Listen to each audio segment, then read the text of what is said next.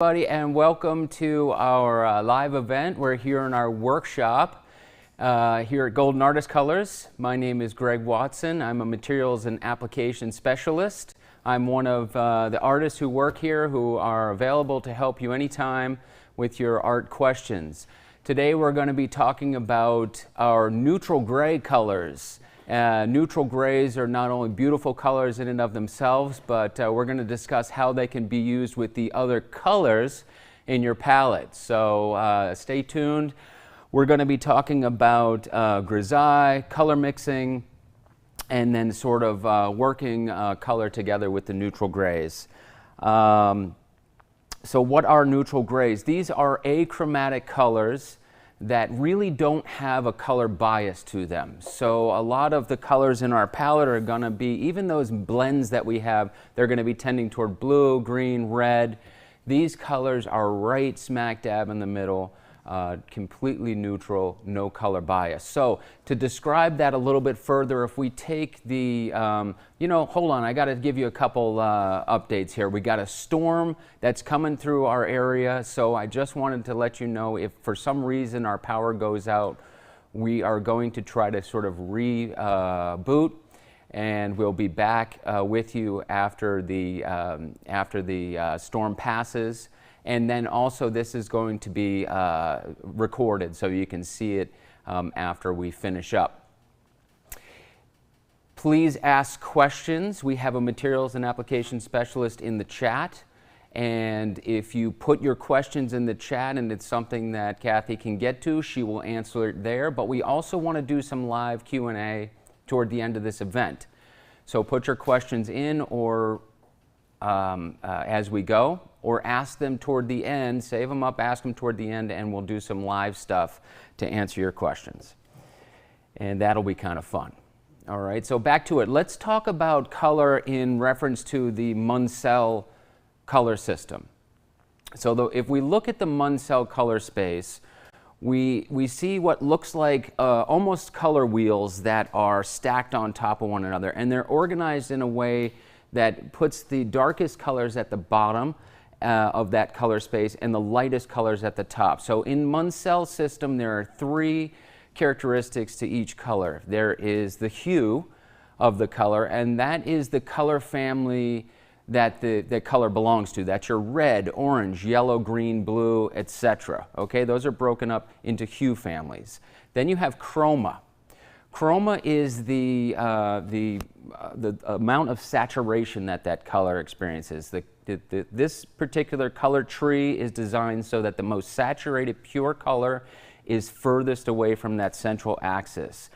Along that central axis you have value. All right, and value is the relative darkness or lightness of a color. At the bottom of the color tree you have the darkest colors. That would be like your N0. And then all the way at the top you would have your N10. So that's black at the bottom, white at the top, and then your lightest colors are emanating from the top of that color tree, darkest from the bottom. And it's that central axis that we're talking about today. With the neutral grays, that's what those are. They're absolutely neutral, and they're sort of in between the hue families, so they don't really hold that bias, okay? So, and that's what we're looking at. Now, if you see the colors that are just to the right and the left of that central axis, those neutral colors there, the desaturated colors, those are the ones that you can use the neutral grays to mix to. All right, so that's what we're going to talk about today. So let's talk about what do we have available in this category. For golden acrylics, we have the full range of N2 through N8. N2 is your darkest, that's sort of down toward the bottom of the range, N8 up top. Okay, this is your heavy body lineup. These are the sort of the buttery, creamy acrylics that are our flagship acrylic line. In the N5 though, we do branch out and we have N5 in the open acrylic and in the heavy body, okay? For Williamsburg, well, our oil line, we have an N2, N4, N6, and 8, all right? So these are sort of moving from a special edition status to this to this 37 ml product that is in our normal lineup here. Okay, these are based off of like a fresh set of neutral gray Munsell cards. So we took the Munsell cards, we made a reading of them on our spectrophotometer, and then we based the color on those cards. So pure, beautiful, and neutral.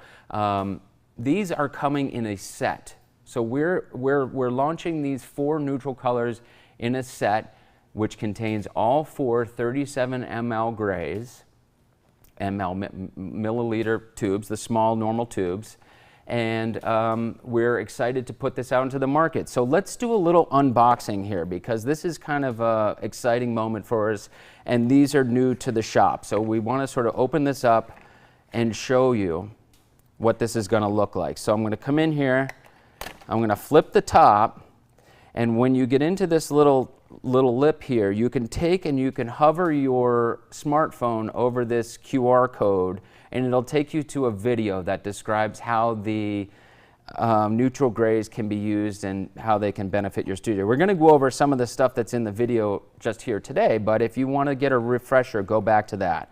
This has a little flap on it right there, so make sure you pull that flap up, and then you have your neutral grays in here. And what a delightful moment that is to pull out these new fresh tubes, okay? So, and 2, 4, 6, and 8. And so let's talk about, and I'm going to use some of these, I'm going to mix some of these today and show you how they look and how they can mix in with some of our other colors.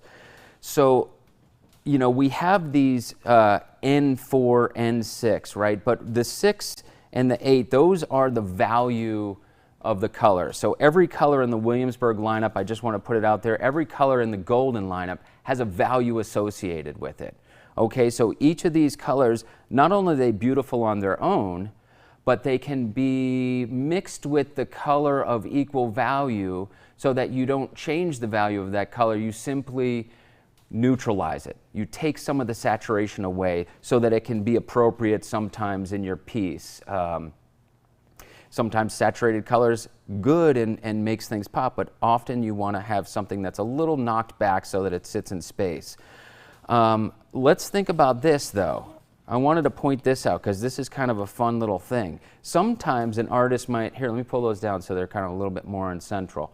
Sometimes an artist will use some colors like an unbleached titanium, a Titan buff, maybe a brilliant yellow extra pale as a replacement for a white on the palette. You know, so if I wanted to not chalk out all my colors with white every time I need to sort of increase the value, I can use some of these colorful high value colors to function as a white.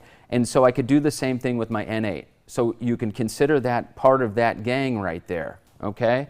And then the same thing for darks. You know, how many times have you reached over for a raw umber or an ivory black or something to try to neutralize your color and knock things down and make it dark? Well, you can go for that neutral gray in a similar way, and it can bring you into that dark realm, and you know, you don't have a color association with it. So it's a very nice option there. Okay, so I just wanted to point that out. Beautiful in their own right.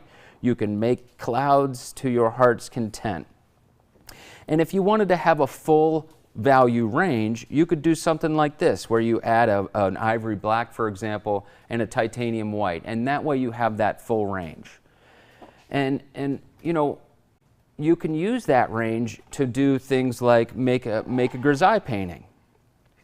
So for example, a lot of artists will make a painting like this as an underpainting, something to set the composition.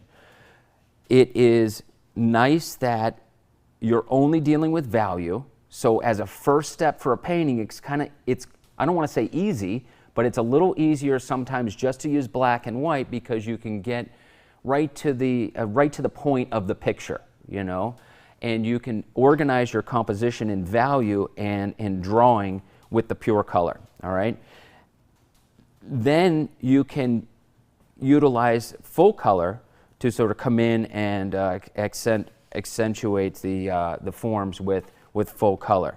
There's something else I wanted to tell you about grisaille, but it'll pop in my head here in a second. But You know, for example, this is the same composition made into a grisaille, and then I took that grisaille and I put full color on top of it. So I was able to take the, the value of this apple and then match it to a full color value. So for example, if we put this on black and white right now, you can see that the value, it's not entirely perfect, but it starts to push you in the right direction. Like the value on the apple is roughly a neutral 4. And then the value on the lemon is like an N8. So if we pop that back on to full color, you can see it's challenging sometimes for your eyes to see value structure when you have really saturated color. All right, so getting to know neutral values is really helpful in that then you can match color to it and you become really quite aware of which colors represent which value. So this is a permanent lemon. Permanent lemon's roughly a value 8. This is a Fanchon Red. Fanchon Red's roughly a value 4. Now, Kathy will drop in a link to the chat for both the Williamsburg and the golden value ratings for all of our colors. So it's almost like a cheat sheet. You can look at that value rating. It's going to have the hue and the value and the chroma, which are 3 Munsell ratings that are valuable for those who use that system in their painting. But really, for our purposes, the value is the most important thing. So full grisaille painting and then taking that grisaille and matching color to it by way of looking at those sheets and seeing which colors represent which value. So let's kind of dig into that a little bit further, because maybe that's kind of a little confusing. So let's talk about that. So let's look at this example here. This is a golden color. This is a cerulean chromium, and this is a neutral 4. The cerulean chromium on the Munsell ratings sheet for golden is labeled as a value 4. Now that cheat sheet has some averages. So that 4 is going to be maybe it's 4.2, maybe it's a 3.8. So it's somewhere in that range, but it's averaged to 4. So you can see when you mix those together at about a 1-to-1 ratio, you get a neutral version of that blue. But if we then go to black and white and look at this as oh, you guys, I'm so sorry. Hold up now. Bam, there it is. So if we go back to color real quick, Colleen, thank you. So here's the N4. We have the chromium, cerulean chromium, the N4, and then here's the 1-to-1. All right, so you sort of have what seems like almost different values, but then when you bring it back to black and white on the screen, you have a pretty close value range between those colors. Okay, so this is all about training the eye to see this kind of the value in saturated color. So when we pop back, look at that chromium, cerulean chromium, and see how bright it looks, and it changes its value structure almost in the eye right away. But this N4 is roughly where that lives in that range. Here's another example. This is a Williamsburg color, chromium oxide green. The chromium oxide green also in that N4 range.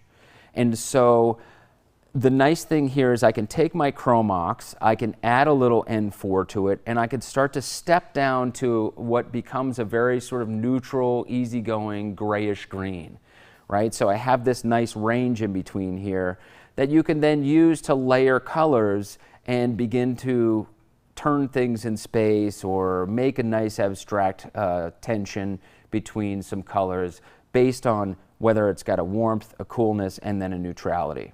All right, so if we look at this with the black and white, you can see that it's a little off, but it is pretty accurate to maintaining a consistent value range across the board there with the Chromox green.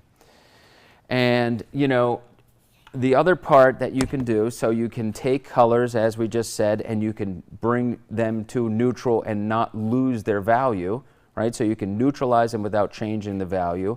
Here we neutralize it without changing the value, but you can also, if you want to, take that same color and then kick it up a couple notches and make it much brighter. So this is that cerulean with an N8, and that N8 is a really bright, beautiful color, and it gives us a nice sky blue, for example. And sometimes you want that neutral blue as opposed to a fully sort of saturated blue. This is that same color, but instead of it being the cerulean mixed with the neutral 8, this is the cerulean mixed with titanium white. So you can kind of see that saturated blue, while quite beautiful, is different than what that neutral is going to bring you. Okay? So you can do a couple different things. You can neutralize across the board and maintain value, or you can reduce or increase value with the colors. Now, Ed, do we have any questions that we can take? No questions we're going to answer or ask just this minute, but I did want to let you know that some of our links aren't behaving well in the chat. So if you're looking for a resource and we haven't posted it yet, we will follow up after the event and make sure that all of those links are available to you. Oh, thank you. Okay. So broken links. Okay, so there you have it, folks. Perpetual problem. So what if I wanted to work a color of equal value over a neutral gray that maybe was in a grisaille? I wanted to try this. This is a permanent yellow medium. It's roughly a neutral 8, or it's roughly a value 8. And this is a neutral 8 Williamsburg color that I wanted to kind of run that over. And let's see what happens when I have this let down with a little oil, and I've dipped my brush into a little oil. But let's see what happens when I kind of come over top of that. I'm curious if it's going to make a big difference when we go to the neutral. That kind of gives a kind of an interesting greeny thing. But let's go to black and white and see how different that is. Oh, it's totally off. So there you have it. So that's not quite right. But if I came in there with a little bit of a darker value underneath, then I would be matching that perfectly. Hey, you know, we only have so much time here at Golden Others, so we got to make beautiful colors to send out to the people, and we only have so much time to prepare for our social media events. So sorry about that. We're working on it. And but anyhow, that's what you can do. You can bring your color that's perfectly opaque and gorgeous over your grisaille painting, or you can do stuff like this and scumble in a little color and get an optical color effect with the grays underneath. Okay, so then you can start to build up color and you know, build a relationship with that underpainting thing. And that is just a complete preference for people. So it would be something that is a traditional technique, but not entirely necessary if you were didn't want to go into full color there. So let's do like a mix with some of these neutral grays. I'm dying to break into this set here, so I want to try this neutral 6 here. Let me grab all those real quick. Bring those over here. So I want to do this neutral 6, and I want to try with this Canton Rose. All right, so the Canton Rose is about a 6. I don't get a little mixing card here, and let's try to do a mix with this one. So you can see that that has quite a bit of chroma, okay, saturation, chroma, intensity. Those are all words that can be used interchangeably in this sense, okay. So we got the neutral 6. I want to take this just with a touch of this neutral 6, and let's just let it down a little bit first.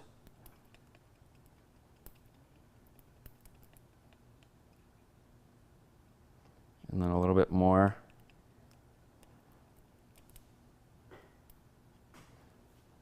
And a little bit more. I like that. I like how this is starting to take on a very realistic pinky tan. I think this could be a very useful kind of color here. Because sometimes these colors are as beautiful as they are, you know, maybe you're with me in that I'm always kind of knocking them back. And so I might grab an umber or black and I'll knock it back, but then I have to crank it back up, or I have to push it to the side again with another color choice. In this case, it's very mellow way to neutralize your color. Okay? But one thing I want you to be aware of is that when you're neutralizing something that has some translucency to it, like a viridian, for example, which is about a 2, you're going to lose some of that transparency. The viridian has a little bit of translucency to it, okay? And because these colors are made with white, black, and earth colors, they're opaque. They're completely opaque. So if you use a color that's translucent, like this viridian, as you start adding a little of this color in there, it's going to start to darken it up and create something that's a little more opaque. All right, I have a quinacridone magenta over here that we can mix with and we can show. And that is just going to go completely, look, you see that little bit of a smoky translucence in there, which is kind of nice as I pull it really tight. But for the most part, that mass tone's fairly opaque. Okay? So keep that in mind. As you mix with the neutral grays, you're going to increase opacity. You know what I want to do? Let's take this this grisaille right here. And this background here is roughly an N2. And this quinacridone, let's do this actually. This quinacridone magenta is also about an N2. So let's see what happens when I sneak in with some color on that background. It's always a shame to paint over something that's, you know, been kicking around. We use this in our video, this painting. We use this in our article that we recently had. And actually, this whole thing is based on, we wanted to get to you because we just put out a Just Paint article that's over on justpaint.org talking about these neutral grays. And these, you'll see these images in there. But what happens if we put a little of this purple right on the back here? It doesn't really change the value so much, but it might give us a nice little pop of color there. It's absolutely too much. So what I could do is come in there and use some of that neutral too to kind of knock that back. Or I could just come in and kind of like wipe it back a little bit and see if that can give us a little pop of color but not change the value structure of the piece there. You know, so this is all fun stuff. You can do a little glaze on that corner of that glass there. Okay? So that color is the correct value, but you can use these translucent colors to kind of work on top of these grisailles, these sort of color values to then create a full color situation here. So anyhow, that's about it. You know, you got these great colors. They're beautiful on their own. They can be used for grisaille. You can match color to the grisaille using the Munsell and readings chart from the Williamsburg line in Golden. And then you can neutralize color either by keeping the same value or by lightening or darkening those values depending on which neutral you mix it with. And it's a great opportunity to try something new. So if you have any questions, please let us know. And I think Allison's got a question over here, maybe. Just to answer a question that's in the chat quite a few times, this neutral gray set from Williamsburg is available now. It started shipping to retailers at the end of June, so you can find that in lots of art stores now. Some of the links that we're trying to share, like I said, aren't behaving properly here in Facebook, so we're going to post those in the chat immediately after the event. Give us about 15 minutes to go through and answer all the questions. Okay. And this event, like all of our live events, is recorded. So if you missed something or you had to hop off to go to work, you can come on in a little while and you can watch the recording at your convenience. Thank you. Okay, good. Well, there we have it. I guess that's what we're sharing with you today, folks, for the neutral grays. We're really excited about this series of colors in Golden and in Williamsburg. They're very helpful, and We hope they can make their way into your studio and work well for you. If you have any questions about them, please don't hesitate to get in touch. We're here Monday through Friday to help you, and it's help@goldenpaints.com, or you can call at 800-959-6543, and we look forward to hearing from you. And thanks for watching, and we'll see you again soon.